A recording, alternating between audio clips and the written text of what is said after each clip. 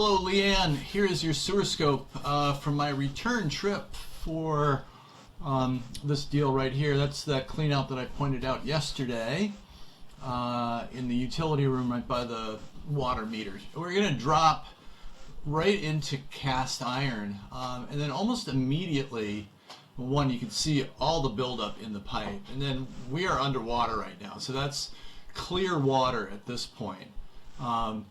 Unfortunately, once I start running my camera through there and I start mucking things around, everything basically goes black.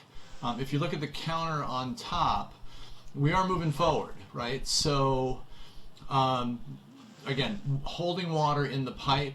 Now, one thing to keep in mind, the diameter of my camera head is probably a third that of the diameter of the pipe. So just because I'm underwater doesn't mean the entire pipe is filled with water.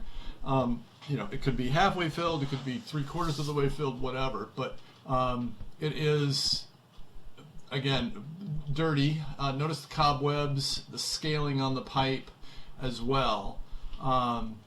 So a bit of a mess. You can see down at the bottom of the pipe also that it was holding material, let's call it material, in that position.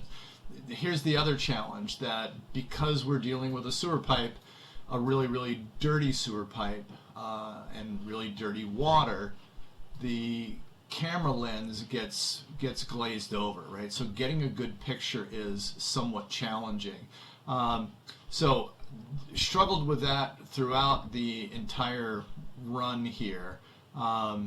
I'm trying to go back to try to get some water on the lens. Eventually, in 2 or 3 separate occasions, I'll go to the downstairs bathroom and turn some water on, flush the toilet, try to wash it off that way.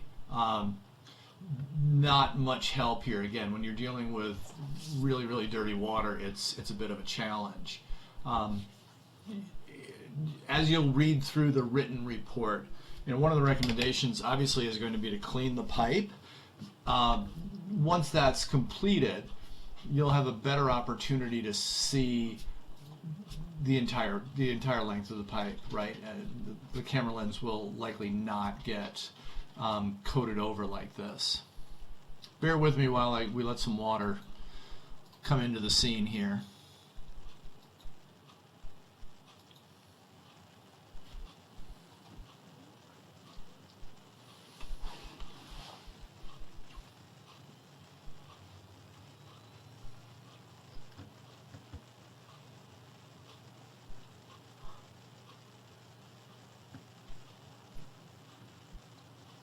There we go. Got a little bit of water flow going. Again, it's not gonna help too much. Eventually, what I'm gonna do is I'm gonna try to push all the way through to the end of the pipe, and that way, and then I'll run some water again. That way, when I'm going in reverse, it's a little easier to keep the camera lens clean. Again, challenging. Cobwebs are kind of a mess for a camera lens also. They tend to stick to the lens, create all kinds of problems that way also, at least when it comes to visibility. Again, heavily scaled pipe, holding a lot of material, not to mention the cobwebs.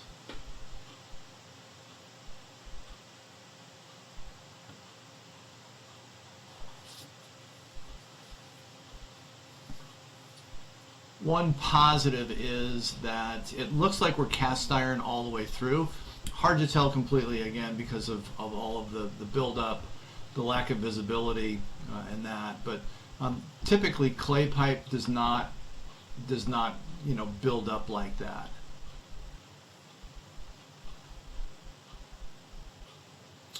And here we go. Here's the city connection, right at about 96 feet.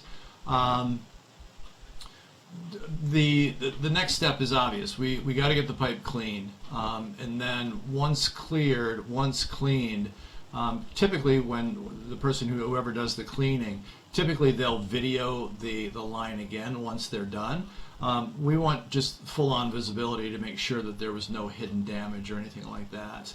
And at that beginning stage of the pipe when it was holding water, we want to figure out what's going on there. If it's just an undue amount of buildup, if it's holding paper products, damming up, whatever, we want to figure out what's going on there.